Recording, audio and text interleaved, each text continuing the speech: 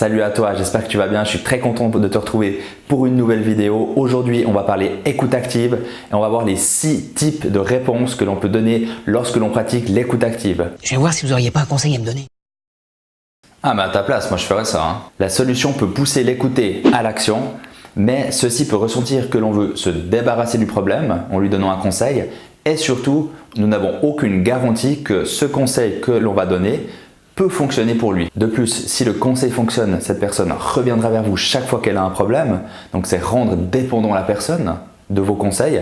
Et si le conseil ne fonctionne pas, ceci pourra créer des tensions avec la personne car c'est vous qui lui aurez donné la solution. Mais c'est pas grave, tu vas t'en sortir.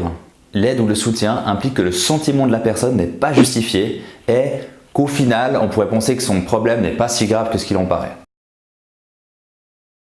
Excuse-moi de te poser la question, mais pourquoi tu n'as pas fait ça en fait?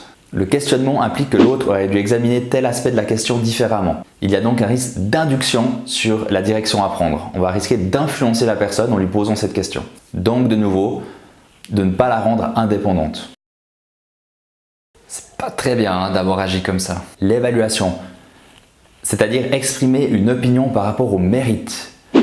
Dire si c'est bien ou mal. On va se placer en tant que censeur moral sur la question alors que nous ne sommes personne pour au final dire si ce que cette personne a fait est bien ou mal. Ça ne regarde que nous et pas la personne.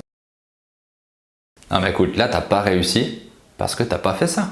L'interprétation ou faire prendre conscience à l'autre. Donc c'est une manière directe ou indirecte qui vise à interpréter comment l'autre devrait ou pourrait régler la question. Donc de nouveau, c'est notre interprétation, c'est notre raisonnement, ce n'est pas le raisonnement de la personne, c'est notre projection.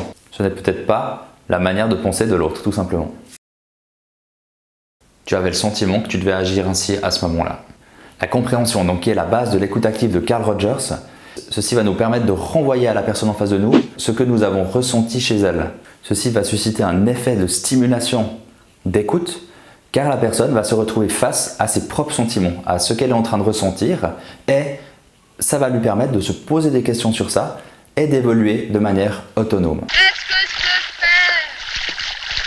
Je sais pas quoi faire. Voilà, on a fait le tour de ces 6 attitudes qu'on peut avoir lorsqu'on utilise l'écoute active. Bien entendu, la plupart d'entre nous aiment donner des conseils, donner leur avis, dire si c'est bien ou c'est mal. C'est des choses naturelles, c'est des réflexes que l'on a. Chercher une solution pour l'autre. Essayez juste de retransmettre ce que vous ressentez chez l'autre à la personne. Vous verrez, ça risque de choquer au début. Les gens ont l'habitude qu'on leur donne des solutions. Les gens ont l'habitude qu'on leur donne des conseils. Par exemple, lorsque quelqu'un est triste, cessez de trouver une solution pour rendre cette personne heureuse. Vous pouvez tout simplement reformuler ce qu'a dit cette personne. Ah, tu es triste parce qu'il t'est arrivé ceci. Et bien sûr qu'au début, ça va surprendre parce qu'on n'a pas l'habitude de ça. Mais vous verrez que ça va relancer la personne, ça va la faire réfléchir, ça va la relancer dans son questionnement et ça fera au final quelque chose de beaucoup plus productif pour elle. J'espère que cette vidéo t'a plu. En tout cas, moi, l'écoute active, c'est un sujet qui m'intéresse vraiment beaucoup. Je t'encourage à essayer ce qu'on a vu aujourd'hui. D'ici là, je te dis une très bonne journée.